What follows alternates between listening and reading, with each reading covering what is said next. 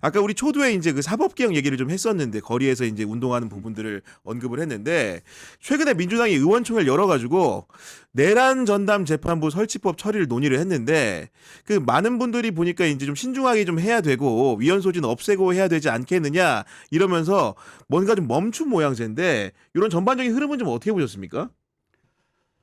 아, 이게 저는 그러니까 그 민주당의 고질적인 그 유전병 아닌가 싶어요. 그러니까 지금 정권을 잡게 해준 거, 그리고 이렇게 압도적인 의석을 몰아준 거는 다 이유가 있는 거잖아요, 국민들이. 이거 다 밝혀내라는 거 아니에요. 그런데 지금 상황 보면은 밝혀내지 못할 것 같잖아, 지금. 법원 스스로 움직이질 않으니까 지금 국민들이 내란 전담 재판부 만들어라 하는 거잖아요. 위헌성 소지 뭐 모르겠습니다. 그리고 법적으로 이게 얼마나 위헌성이 있다는 사람도 있고 없다는 사람도 있고 그런데 민주당에서 일단은 이 부분에 대해서 자꾸 그러니까 그 이게 멈칫멈칫하잖아요. 벌써 내란 전담 재판부 얘기가 나오니까 한참 전이었는데 지금 한참 그 쏙 들어가 있다가 다시 요즘 얘기 나오고 예를 들어서 이게 지금 그리고 민주당에서도 그 우려하는 게 그거예요. 이게 위헌성 거기 가기 전에 일단 거기까지 가지기도 전에 재판이 중지되면 어떻게 되냐 이거. 윤석열 풀려나면 어떻게 하냐 이런 어, 걱정들 하고 있죠 내가 뭐 지금에. 풀려날 가능성은 없고 풀려날 가능성 중지될 가능성은 있어요. 그러니까 1심 결과가 선고가 늦어질 가능성은 있죠. 굉장히 늦어질 가능성이 있어. 헌재에서 이게 얼마나 잡고 있느냐 몇 달을 갈 수도 누구는 뭐 이거 한 달 이내에 끝난다고 하지만은 몇 달 갈 가능성도 있어요. 그러면은 이게 잘못될 수 있는 가능성을 그냥 그 부담감을 안고 계속 선의만 믿고 가는 게 낫겠느냐 음. 아니면은 조금 우리가 기다리는 그 결과 선고 결과가 좀 늦어지더라도 확실하게 정의로운 선고가 내려질 수 있는 안전판을 믿을 수 있는 그 재판부를 만들어서 하는 게 낫겠느냐 그건 물어보나 안 하잖아요. 물어보나 안 하잖아요. 그렇죠. 네. 왜 그걸 갖다가 지금 좌고우면하냐 이거지. 심지어 민주당 일부에서는 내가 왜 자꾸 판사들하고 초을 지려고 하느냐. 이거 하지 말자. 그냥 믿으면 된다. 이 음. 지교는 못 믿더라도 2심에선 분명히 이거 바뀐다. 이렇게 말하는 의원들도 있습니다. 있습니다. 내 답답해서 미치겠는 거야. 내년 2월에 분명히 2심 선고 있는데 그걸 어떻게 선의를 믿느냐. 음. 만약에 말이죠. 이거 가정입니다. 윤석열이 1심, 2심에서 무죄를 만약 공소기각을 만약 받는다. 그래서 죄 없다. 이거 수사 절차가 처음부터 잘못된 거다. 이렇게 해서 풀려난다. 대법원은 본함 안 하잖아요. 그러면은 다행히 그러면은 물론 이게 그 윤석열 입장에서는 그리고 대법원 입장에서는 뭐 그걸 의도했을지 모르겠지만은 그 음. 방향을 만약 그런데 그 반대로 윤석열이 1심, 2심에서 모두 다 사형 아닌 무기징역을 받았어. 그럼 만약 본인이 윤석열 입장이라면 어떤 생각이 들겠어요? 내가 그때 계엄 일으키 12월 3일 날 지시한 거 그리고 뭐 나한테 협조한 사람들이 누구누구인지 나는 다 알고 있는데 내가 나를 그럼 평생 지금 빵에 집어넣겠다는 거야? 같이 죽자 다. 나 혼자 죽을 수 없다. 이런 생각 들 수 있잖아요. 만약에 그때 협조한 사람들이 있었다면 특히 법적인 영역에서 법무부 장관 물론 박성재 마찬가지일 테고 그렇죠. 조희대 네. 대법원장도 어쨌든 그날 밤에 회의를 뭔가를 했잖아요. 대법원에서. 그걸 공개하라는데 무슨 회의를 했는지 좋다 믿어주겠으니 회의한 자료를 좀 내용을 내놔봐라 내놔라. 하는데 네. 안 내놓고 있는 거잖아요. 음. 자료가 없을 리는 없고 안 내놓고 있는 거잖아요. 윤석열이 만약에 사형받아서 다 같이 죽자. 내 폭탄 깐다.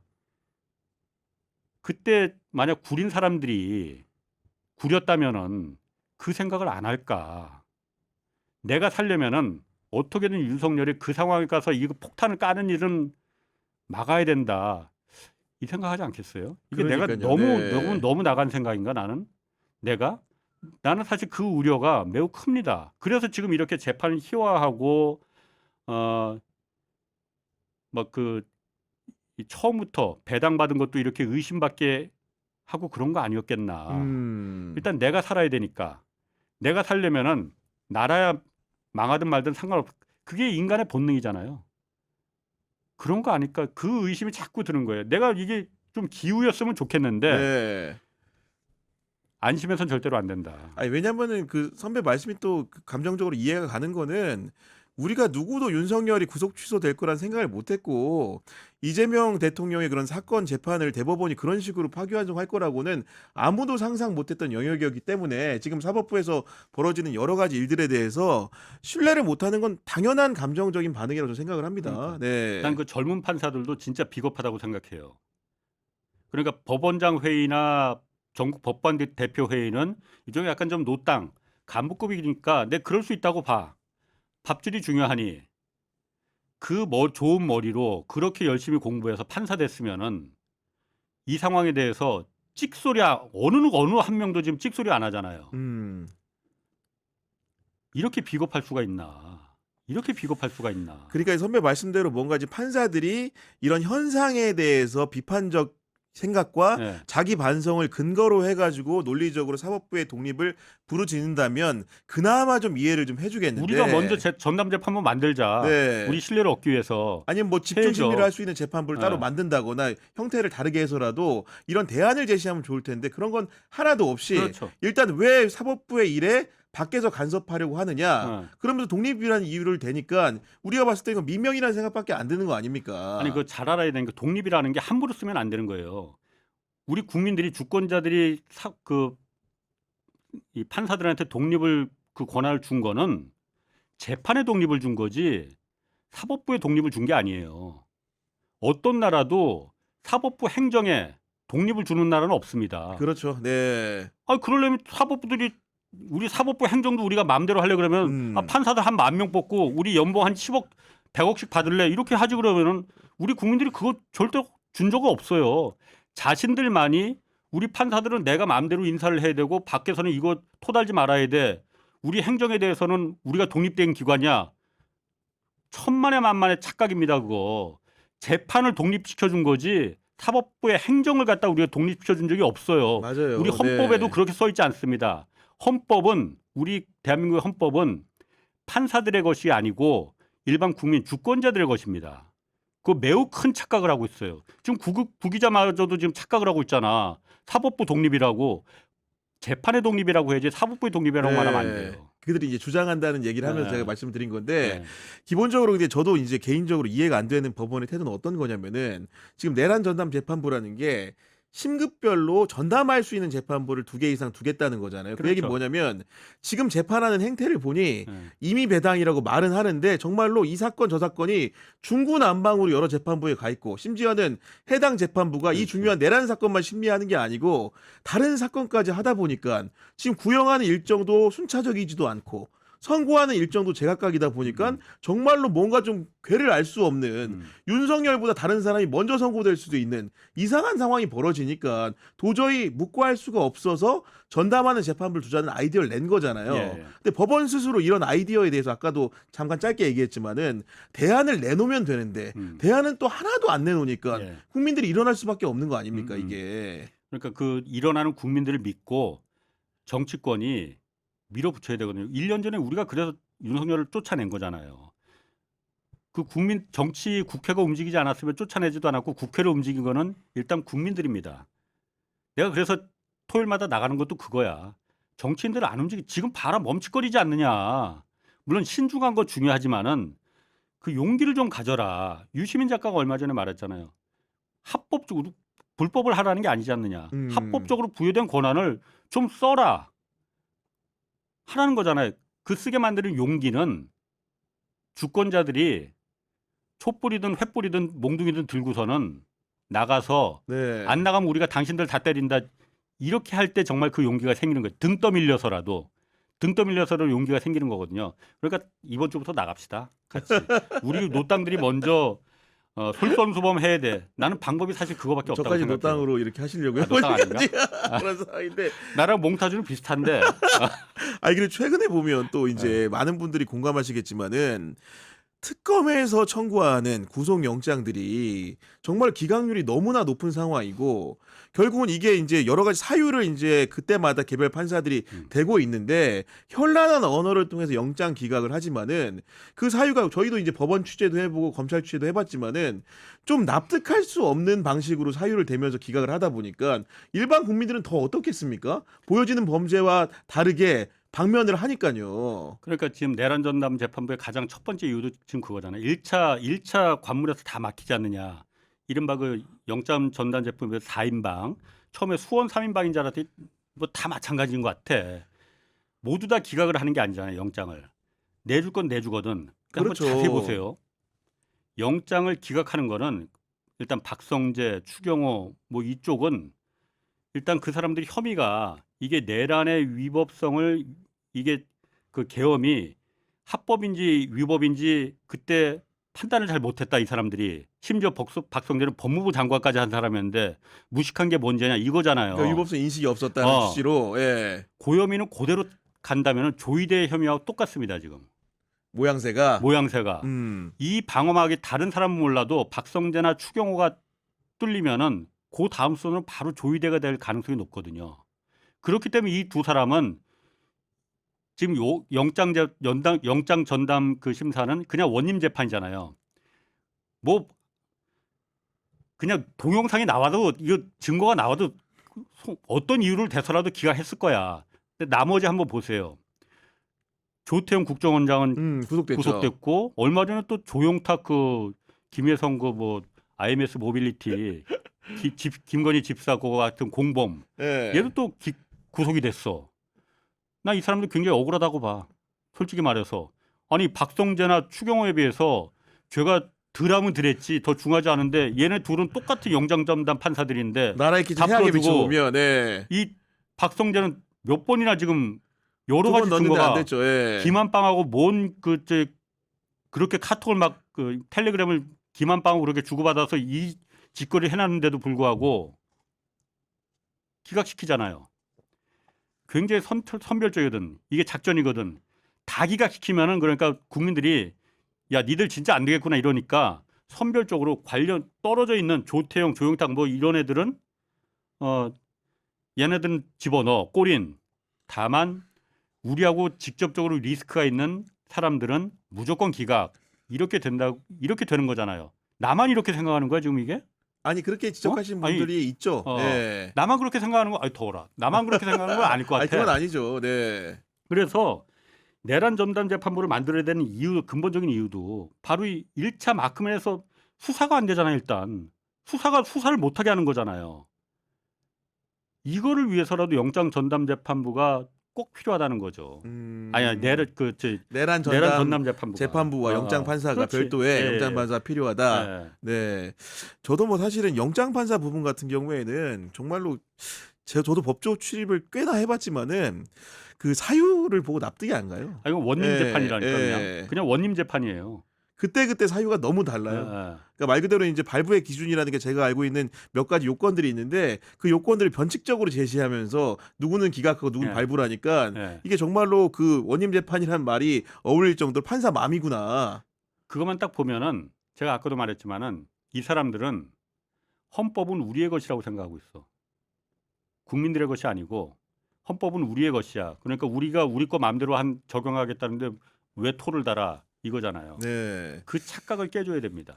네, 그런 틀에서 보더라도 별도의 이런 입법 과정이 반드시 필요할 거라는 생각이 좀 드는 것이고 마지막으로는 우리 홍사훈 선배의 전문 분야이기도 한데 그 임금 관련된 얘기를 좀 안 할 수가 없는데 이재명 대통령이 최근에 공공부문의 비정규직 임금 관련해 가지고 발언을 굉장히 강력하게 했는데 쉽게 얘기해서 고용 안정성이 보장되는 정규직보다도 비정규직이 임금을 더 많이 받는 게 정상 아니냐?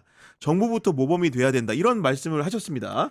그러니까 대통령이 국무회의 지난주에 열었을 때 어쨌든 그 얘기를 했거든요. 왜냐하면 요즘 쿠팡도 얘기가 있고 그러니까 쿠팡이 지금 뭐 이렇게 정보 유출시킨 거 이것도 문제지만은 그 전에 맞아요. 네. 그 퇴직자들 일용직 우리 사회 가장 경제적인 약자들 이거 퇴직금 떼어먹겠다고 11개월 되면 자르고 다시 재계약하고 그래서 퇴직금을 안 줘버린 거 이게 퇴직금 착취한 거다 해갖고서는 그게 문제가 됐잖아요. 그걸 말한 거거든요. 대통령이 그 말을 했어. 자르지 않느냐 12개월 되면은. 그리고 비정규직도 2년 하면은 정규직으로 전환돼야 되니까 1년 11개월만 계약을 하지 않느냐. 요게 민간 기업이면 자기 이해하겠다고 그랬어. 대통령이. 왜냐? 민간 기업은 그럴 수 있다. 그렇죠. 근데 네. 공공 그러면 안 되는 거 아니냐. 근데 지금 보면 공기업들도 다 그렇게 하고 있다. 이거 왜 그러느냐? 이거 바꿔야 된다. 이 얘기를 한 거거든요. 실제로 그렇습니다. 그러면서 대통령이 말한 게 무조건 공기업들 임금을 갖다가 아끼기 위해서 최저임금으로 다 그 기준을 베이스를 정하고 이런 거 그거 좀 고쳐라. 적정임금 얘기를 꺼냈거든요. 아까 말한 대로 원래는 이제 그 똑같은 일을 하더라도 정규직보다 비정규직한테 돈을 더 많이 줘야 되는 게 원칙이죠. 다른 나라는 그렇게 하고 있고 그런데 우리나라는 어쨌든 그게 관행처럼 그냥 굳어져 왔으니 네. 이걸 또 바꾸자고 하는 빨갱이 얘기 나오니까 그건 그냥 놔두자 이거야. 우리나라에 그러니까 민간 기업 말고 민간 기업도 그렇게 하자면 또 빨갱이 얘기 나오니까 너 빨갱이지 그 얘기 나오니까 공기업 우리의 세금이 들어가는 그래서 우리 국민들을 위한 공기업들을 보호하는 임금 제도가 없는 게 아니에요. 2012년도부터 이미 일단 공공기관에서 네. 외부 용역 많이 주잖아. 청소나 뭐 환경 뭐 이렇게 어려운 일 하고 그럴 때 태안 화력발전소에서도 힘들고 어려운 일은 다 거기 공기업입니다. 그러니까 서부발전, 메트로, 서울 지하철 메트로 여기도 다 공공기업입니다. 어렵고 위험한 일들은 다 외주화 주잖아요. 용역 맞습니다. 회사 줘갖고 여기 다 최저임금이거든. 그 사람들 받는 거 다 최저임금이거든요. 일은 제일 힘들고 어려운데 위험하고 그런데 원청인 서부발전이나 한국메트로가 아니면 다른 여러 가지 공기업들이 중간 용역회사에 그 용역회사에서 채용한 그 비정규직 노동자들 임금을 주라고 최저임금만 준 그게 아니란 거예요. 예를 들어서 우리가 태안 화력발전소에서 그 사망한 김용균 씨 있잖아요. 그분이 그때 받은 월급이 220만 원이었거든요. 최저임금보다 좀 높았어 그때. 그런데 어쨌든 워낙 위험하니까 높여줬어. 그런데 서부발전이 용역회사에 김용균 씨한테 주라고 준 임금은 522만 원이었습니다. 아 그래요? 다 떼어먹은 거지. 그 전에 2016년도에 구의역 김군이라고 있지 않습니까? 스크린도어 이제 하다가 맞아요. 이 청년도 130만 원 받았거든요. 최저임금보다 딱 4만 원 높았거든요. 그 당시 기준으로. 서울 메트로가 그 용역회사에 스크린도어 용역업체에다가 준 돈은 김군주라고 책정한 임금은 240만 원이었거든요. 이게 뭐냐면 그 우리나라의 공공기관에서 민간은 말고 공공기관에서는 용역근로자 보호 지침이라는 걸 만들어 나갔고 이 정도 일을 하는 직군에 대해서는 어려움이나 위험도나 따져서 이 정도 임금을 줘라 하고 그 중소기업 중앙회에서 발표하는 매년 1년에 2번씩 발표하는 시중 노임 단가라는 게 있어요. 그거는 최저임금보다 한 30%에서 50% 높거든. 이 정도를 주라고 제도를 규정을 지침을 마련해 놓은 거야. 근데 대부분이 그거 다 안 지키지. 다 안 지켜요. 왜냐? 그게 강제성이 없는 거니까. 지침을 차라리 만들지나 말지. 안 지키는데 서부발전이나 메트로는 이렇게 지켜갖고서는 줬는데 굉장히 많잖아요. 사실 굉장히 많잖아. 아니 그래도 그렇지. 그 522만 원을 준다는 게 말이 되나? 이렇게 높게 주는 거는 다 이유가 있습니다. 그렇겠죠. 합법적으로 떼먹기 위해서 분모가 커야만이 떼먹는 돈도 많거든. 원래는 시중 노임 단가에는 522만 원이 아니고 한 350만 원 정도를 책정이 돼 있는데 어차피 악어와 악어새의 관계잖아요. 원청에서 다 몇 년간 퇴직한 퇴직자들이 용역회사 가서 차리고 또 여기서 나중에 퇴직할 사람들은 또 여기 용역회사에 신세를 질 수밖에 없고 혼자 먹겠냐고 떼어먹는 걸 이 용역회사가.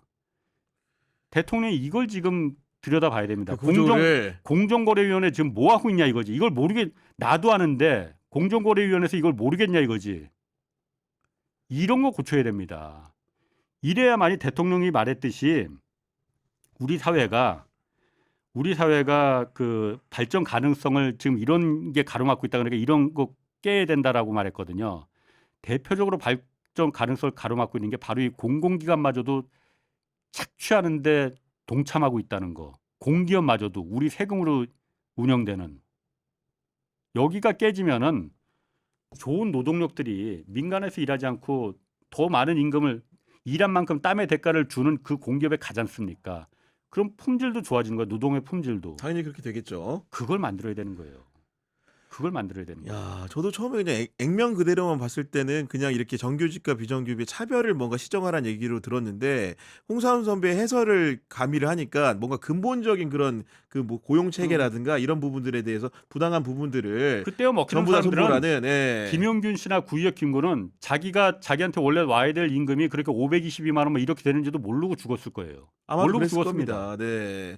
그 안에는 아까도 말씀해 주셨지만은 정말로 그 안 좋은 의미에서의 공생 관계가 있기 때문에 그런 부분들을 우리 공무원 사회가 혁파하는 계기로 삼아야 되지 않을까 싶습니다.